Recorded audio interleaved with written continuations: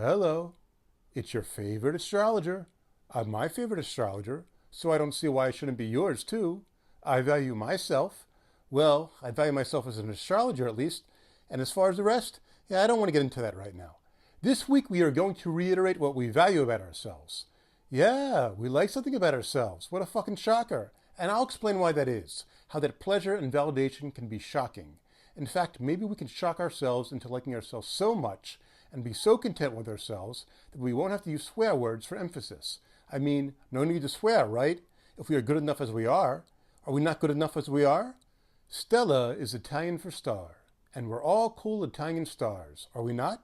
And there are 4 Stellas in the Stellium in late Taurus, and because it's in Taurus, it's more like your favorite 4-star Italian restaurant. The chewy, throaty Taurus likes to eat and repeat, so channel your inner Marlon Brando and repeat, Stella! Stella! 4 times. So Taurus is up for some crazy good times this week. But there's also an Aries vibe too. And the rest of the signs can fuck off. Oh, that's just Mars and Aries being Mars and Aries. But really, the sky's enough time for my indecisive crap and paranoid obsessions right now. We're good enough, so let's fucking do it. Let's fucking do it. So first, let's get to Mars and Aries. Mars and Aries is always first. So Mars is in Aries. We fucking did that. Done. Good. In a blink of an eye. Literally, in a blink of an eye. Just like that. Hey, WiseAss, can you give a more in-depth explanation of what you mean? No, we don't have time for that. We did it. It's done. And now Taurus. We've got plenty of time for Taurus. We have Venus in Taurus, and Jupiter in Taurus, and Uranus in Taurus, and the Sun in Taurus, and Mercury is also about to enter Taurus. So now let's finally settle in. This is a very important week to stabilize what we haven't yet stabilized. But don't be so lazy that you miss your opportunity, because you don't see a reason to do anything. So Venus in Taurus rules all of these different planets in Taurus. Now I know some of you are saying, yeah, different planets, but isn't it all the same? You know, because Taurus energy being about sameness and eating the same. Oh, shut up. Stop whining. Some say pizza in its purest form is essentially all the same.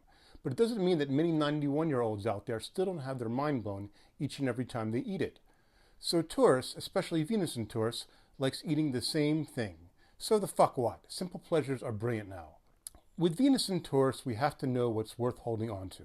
It's that simple. We have to know if holding on to the last piece of pizza is worth it. We have to know if holding on to a 91-year-old female demographic is worth it. I think it is. I think holding on to my 91-year-old female demographic is very important. I'm talking to you, Yoko Ono. We have Jupiter at the very end of Taurus at the moment. Value your ideas. Value your truths. It's the simple truths that matter. And we have to reaffirm those truths. All I want is the truth. Just give me some truth. Great song from John Lennon's Imagine album. And while you're at it, just gimme a crumbly cookie too. All I want is a cookie. And with Uranus in Taurus, it's about being loyal to the rebellion. Right, David Bowie fans? Rebel, your face is a mess. Rebel, how could they know? Hot cookie, I love you so. All right, the lyrics are actually hot tramp, I love you so. But even though you're a hot tramp whose face is a mess from eating a lot of chocolate chip cookies, don't let anybody devalue you. With Uranus in Taurus, we have to value our own uniqueness. I think you're simply brilliant. So value your uniqueness, your strangeness, the simple brilliance of your taste buds. But, and this is very important, be careful that your taste buds don't value their own brilliance so much that they turn into weird homogenous fascists. We all remember that Coca-Cola commercial from the early 1970s. You know the one, where they wanted to teach the world to sing and drink Coke in unison, in perfect harmony. And look, Jupiter can teach, and as it finishes out its run in Taurus, it might want to teach the world to sing and drink Coca-Cola. But Uranus in Taurus has to rebel when things get a bit too homogenous. Uranus in Taurus can do weird things to prove its loyalties. But keep it simple. Even if you decide to rebel against the Coca-Cola conglomerate, it does not mean you have to drink the pee of your lover to prove you're a loyal and worthy partner. It is not, I repeat, not about using Uranus and Jupiter in Taurus to put that strange idea in your throat, because you are already worthy enough as you are. It just means drinking something simple like spring water once in a while to change it up and fuck with the fascists. Keep it simple. And the Sun in Taurus highlights the simplicity. It highlights valuing the basic essence of things. Basic things like pizza and cookies and escargot and chocolate-covered grasshoppers. And now we are going to hop on that grass train powered by the stars. Just hop on board and chill out while I tell you a story. Before I start, can I get you a Pepsi or a water or something? Just let me know if you want something to drink. Actually, before I begin, I myself am going to have a drink from this I Wish You Were Weird 2 water bottle here.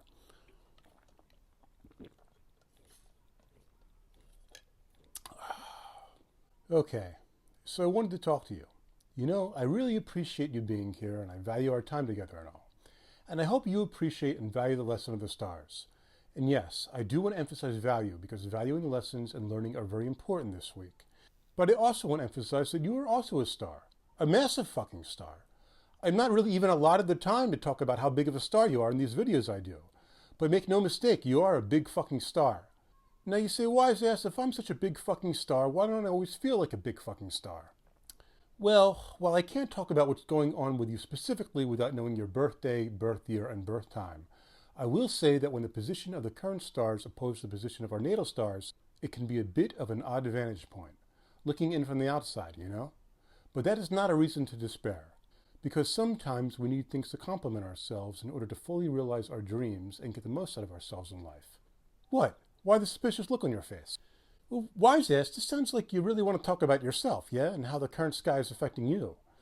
Yes, you're right. I do actually want to talk about me. That's exactly what I want to do. I just had to tell you how great you are first. But in all seriousness, in talking about me, I do want to illustrate how surreal oppositions can be. That is to say, how surreal accessing the energy of the current sky can be if the star alignment opposes the sky you were born under. So in this video, I've been telling you that you have to value your uniqueness in life, and value how you shine that uniqueness. Because Taurus is about value, Uranus is the unique rebel, and the sun is how you shine your true self in life. And that's great. Isn't that special? But I was born with my sun and Uranus in late Scorpio, the opposite sign of Taurus. So even though I value and appreciate the lessons and opportunities the sky is offering right now, it's a very different thing than my own life experiences and what those experiences have made me. So if someone says to me, I should value my uniqueness, you should value your uniqueness. I'm like, value? What are you fucking kidding me? Value? As someone with the sun and Uranus conjunct in Scorpio, I just survive being unique and offbeat and be cool with it. Surviving an unusual life path forced me to have some scorpionic death and taught me how to have an edgy confidence when things get interesting in life. But right now, being unique is something we value and are content with. So thanks, Uranus and Taurus, I guess, because I literally never came at it from that angle. I mean, it's quite literally a 180. So nowadays, with Uranus and Taurus, being different is valued, and people are entitled to be different. But with Uranus and the sun in Taurus now, well, don't be too content with being weird, or take for granted your entitlement to be unusual, because your uniqueness might just end up being boring and you won't do anything with your rebellious energy. Anything really interesting, at least. And yes, Ulysses S. Grant was a Taurus, both his sun and Jupiter were in Taurus, and he's on a $50 bill. And if you look at his picture on a $50 bill, he seems very content with himself, knowing his value and knowing that $50 will buy you a really nice dinner and maybe some tiramisu for dessert. How sweet and generous of him. With Venus, the Sun, Uranus, and Jupiter together in Taurus, the ideal is to be uniquely sweet and generous.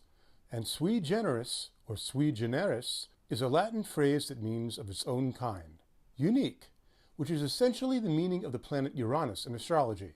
And the band Sui Generis was an Argentinian band from the 1970s featuring South American rock star Charlie Garcia. So they sound like if Charlie Brown joined the Grateful Dead, or something.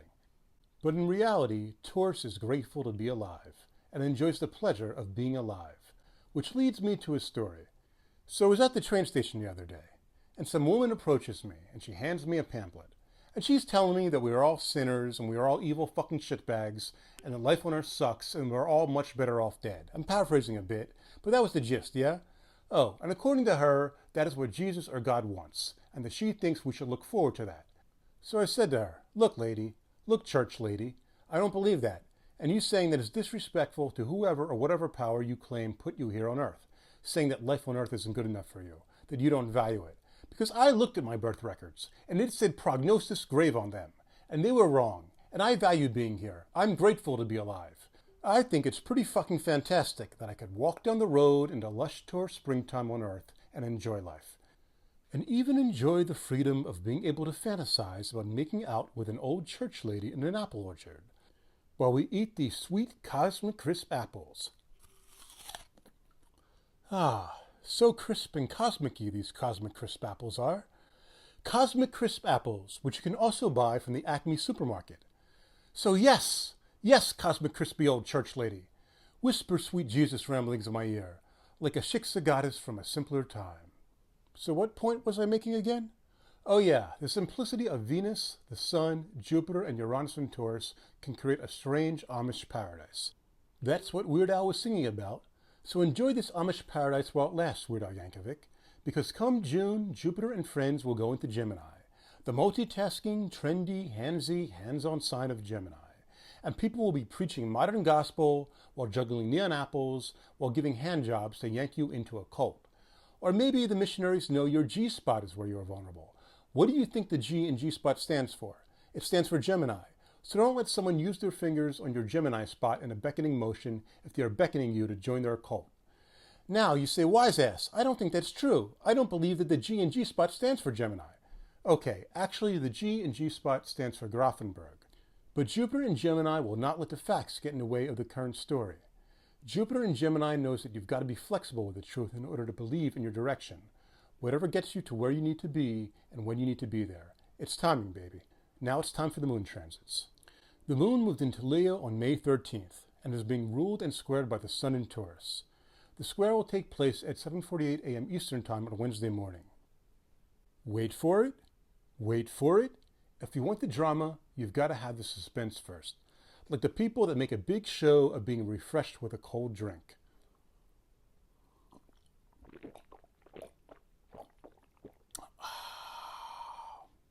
It's okay to make loud, approving vocal sounds when eating, even if everyone stares at you like you're an asshole. You want to be seen enjoying yourself. Anyway, what does the mug say here? The future is magical. The future is magical. NadiaShah.com. I think she's one of those astrology ladies. Also with this Leo moon, take some time when choosing food to eat. Choose something flavorful that's good for your heart. It really is that simple. Mercury moves into Taurus on Wednesday at 1:05 p.m. Eastern Time, and the moon enters Virgo at 5:33 p.m. This Virgo moon will be trining Mercury in Taurus, its ruler, just 31 minutes later at 6:04 p.m. If you're going to sit there and be bored, you might as well be helpful. And make things easy to deal with. Facilitate. For example, a couple of days ago, I was calmly sitting here at home and trying to pick out typos in an upcoming astrology book my friend is working on. So I'm going through this manuscript looking for typos, and I'm getting a bit bored staring at the words on the page, and I'm thinking to myself, if I changed the word facilitating to face sitting, would anyone notice? But that wouldn't be nice and helpful, would it? But to those out there with partners that are cisgender women or trans men, if they sit on your face during this Virgo moon, it's a loving cry for help. So be loving and help them. What else? Oh, and don't eat more sugar or drink more alcohol than your pancreas and liver can officially break down. And don't have someone sit on your face longer than you can deal with. The moon goes into Libra on Saturday at 6:23 a.m. Eastern Time. This Libra moon will be ruled by Venus and is applying conjunction to Taurus. So as I was saying about eating and singing and kissing, there has to be a lot of harmony. You can calmly kiss and eat and sing with people for long stretches, but there has to be some reciprocal back and forth with the tongues and voices. And drink lots of fluids before making out and swapping spit so your mouth isn't dry. The opposition from the Libra moon to Aries Mars early Sunday morning might make you a bit impatient with indecision, but the moon will go void at 11:40 a.m. Eastern Time Sunday, and it will be void for 30 hours until it enters Scorpio at 6:34 p.m. Monday evening. The sun enters Gemini at 8:59 a.m. Monday morning, and like I said, the moon enters Scorpio at 6:34 p.m. that night. With Mars being in Aries, the Scorpio moon will be good because it will allow us to take charge and gain control of things. Kickstart the intensity. Plus, Mars in Aries knows the largest sex organ is the brain. Keep your cool and lock into a groove when the Scorpio moon opposes the late Taurus planets on the evening of Wednesday, May 22nd. Even though the sun enters Gemini on Monday, May 20th, May 23rd is when you'll really start to feel a whole lot of energy shift. The moon enters Sagittarius at 4:24 a.m. Eastern Time, and the full moon occurs at 9:53 a.m. on Thursday, May 23rd, with its ruler Jupiter conjunct Venus at 29 degrees Taurus. But, Venus will enter Gemini at 4:30 p.m. Eastern Time. Oh, and this will be the last Sagittarius moon with its ruler Jupiter in Taurus until the year 2035, for those who care to know. But for the Sagittarius moon, knowing is caring, especially caring for your butt. So for this particular Sagittarius moon, calmly meditate on your direction and develop your emotional intuition for your journey ahead. The moon enters Capricorn on Saturday, May 25th at 11:36 a.m. Eastern Time, followed by Jupiter finally entering Gemini at 7:16 p.m. that evening. But the mutual reception between Mercury in Taurus and Venus in Gemini will be in play, so Taurus energy will still prominently linger. Calmly rearrange things as needed, and then accept the opportunity to focus when time allows. So now for Astrology and the Beatles. Since Jupiter in Taurus is now opposing my 29-degree Scorpio sun, I was thinking about what the most Jupiter in Taurus Beatles song is. At least the most Jupiter in Taurus Beatles song from my Scorpio sun point of view. The answer to that would be the Beatles song, And Your Bird Can Sing, with the line, "You tell me that you've got everything you want, and your bird can sing. But you don't get me, you don't get me. Anyway, even if you don't get me and my Scorpio sun, perhaps you'll get my Taurus moon. So peace, love, stars, and listen to the Beatles. And listen to me value my emotions at the piano.